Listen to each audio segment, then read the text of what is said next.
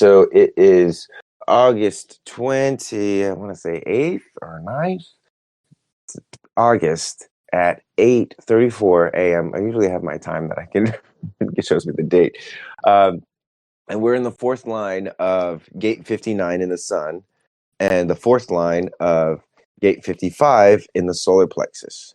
So gate 59 is dispersion. This is in the sacral, and this is the ability to break down barriers to achieve union.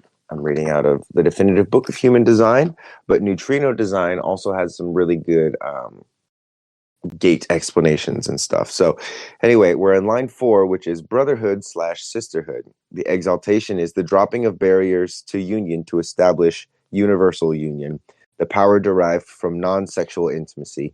And the detriment is an intellectual understanding that it is rarely put into action, where the idea cannot restrain the sex drive. So if you're horny today, you're horny for intimacy, not necessarily sex. Now, this doesn't mean that sex is all automatically going to be a detriment. However, when we're looking at the maturation of these lines, there's a simultaneous like synchronizing and also discerning, deregulating from what's going on in the collective. Ultimately, the way that works is we have an exaltation of power derived from non-sexual intimacy and a detriment of the sex drive being unable to be restrained. And ultimately what we're looking at is a gate that has the ability to break down barriers and achieve union. So with those two polarities present, and it's really important to look and see if you have gate 6, because that's the pairing gate for 59 from the solar plexus, or if you actually have gate 59 and you have it in this line or one of the other lines. Again, some awareness for you.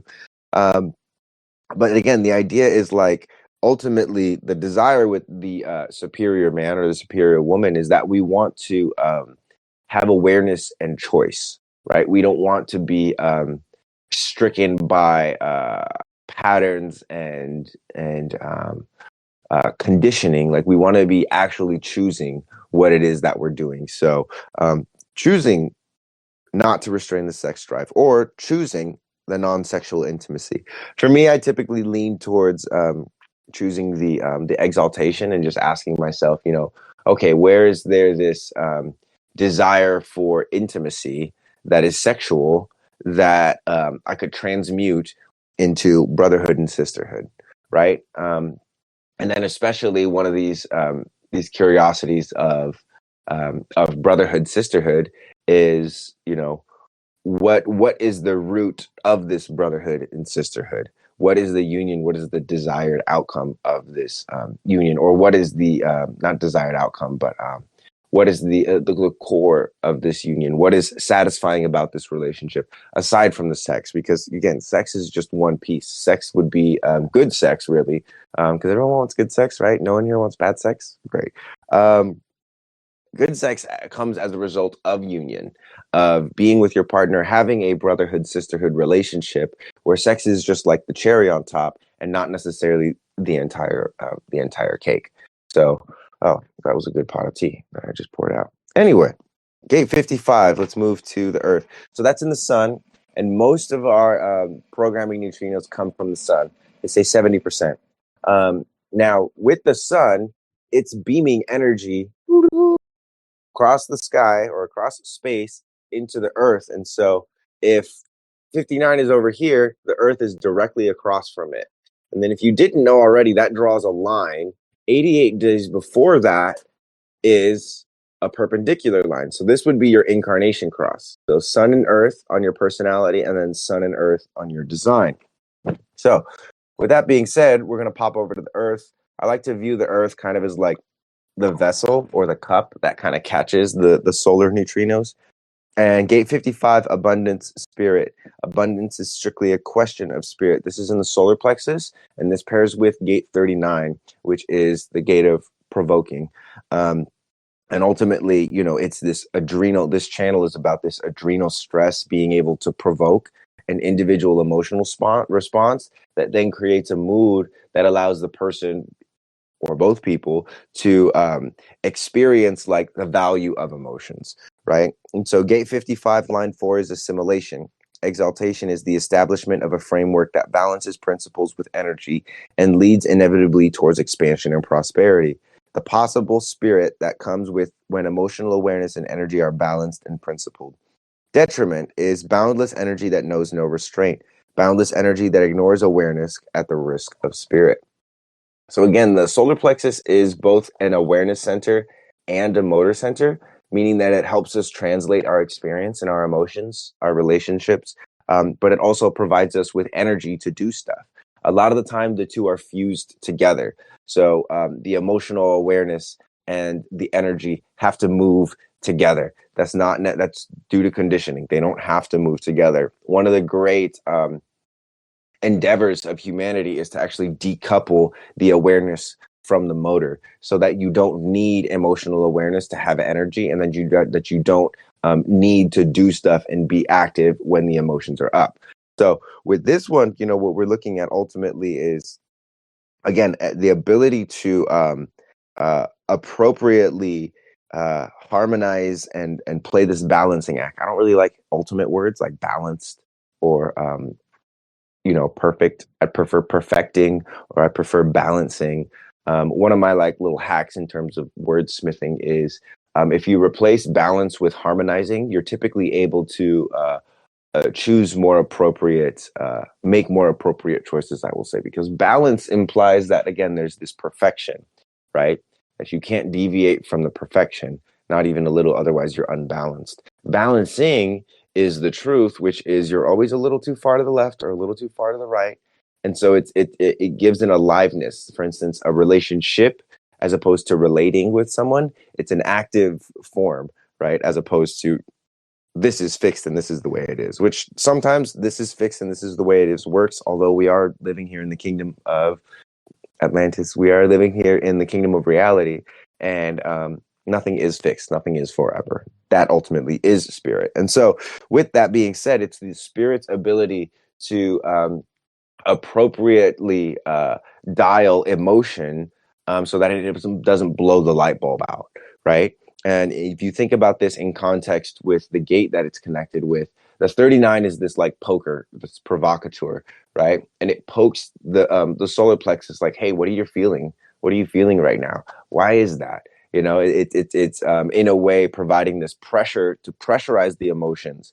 And one thing that's important about pressurized systems is that you always have to have some kind of appropriate release, so that the pressure builds up and then it releases the emotional pressure, and then they both get to drop down, and then the pressure builds back up. It brings the emotions up, and once the emotions hit something, then the stress goes down, and then the emotions go down. So again, there's this harmonizing that happens, and it's like a good if you're dancing, right? It's like a good drop. Then the beat drops out, and you're like, oh.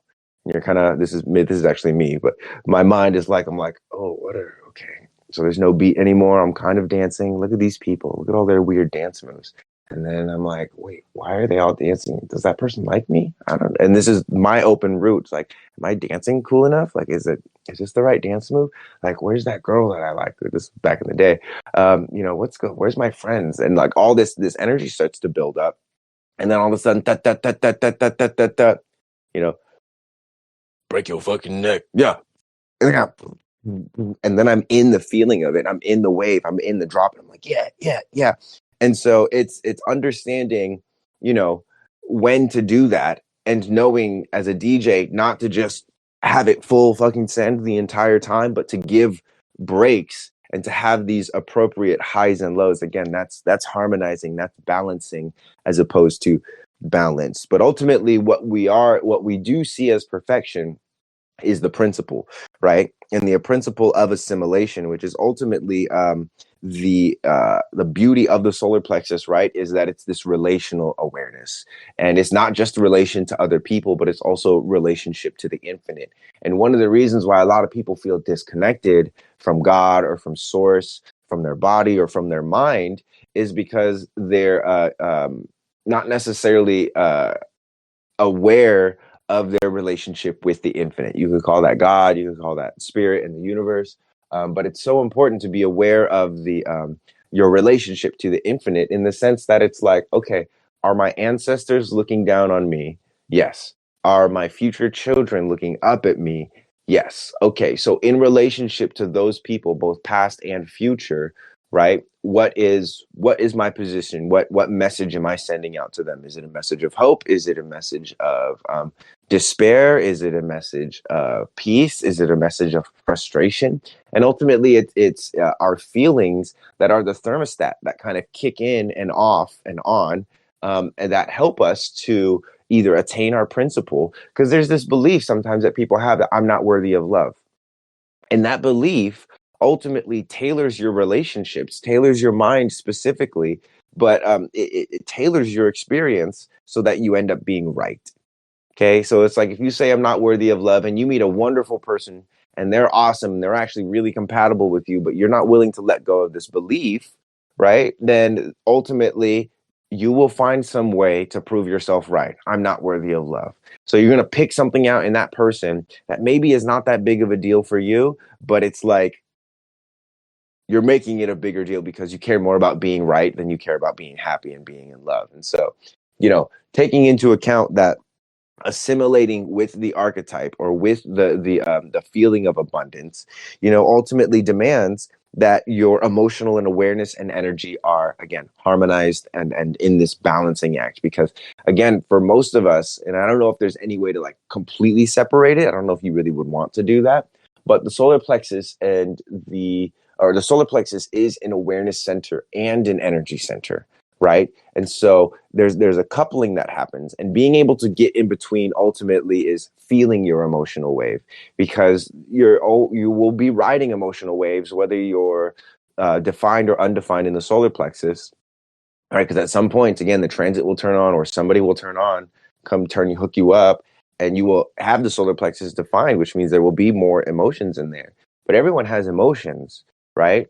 Or emotional waves, but not everybody feels their emotional waves, and that's where you get into the detangling of the hair that is awareness and energy, because you can have awareness of something, but you may not. And you can confront something without necessarily needing awareness of it, right? Again, this ultimately all comes back to strategy and authority. And so that's pretty much it for the transit, you guys. Thanks for tuning in. I'm going to go check the comments over here. I just want someone to hold my face today. Oh, that's a cute. I like that gift. Yeah, needed that. Oh, trying to pay attention, guys. We need some playlists for the types. That actually is a freaking awesome idea. So I got asked to DJ at this event that I'm attending. That I spontaneously was like, actually, you know what? I'm gonna go. And this is my first cup of tea here. Funny. And so it got me breaking out my decks, and I'm 100% gonna do that. I'm gonna make a playlist for the types. I'm gonna make playlists for the authorities. Um, such an interesting exploration. 100%. Okay, so I have yet to make the channels for um, this cycles or this transits, like movie characters as the gates and stuff like that. So I'm gonna do that, and then if you guys wouldn't mind going in there and casting some nominations for who best fits gate 59 and who best fits gate 55. Because again, what we're looking to do is apply this awareness to, again, the real world. So being able to recognize, oh, that's what the expression of gate 59 looks like in cinema and pop culture. That's what the expression of gate 55 looks like in pop culture. I'm going to go do that now. So with that said, love you guys, and I will see you tomorrow for more tea and transits. Take it, bye.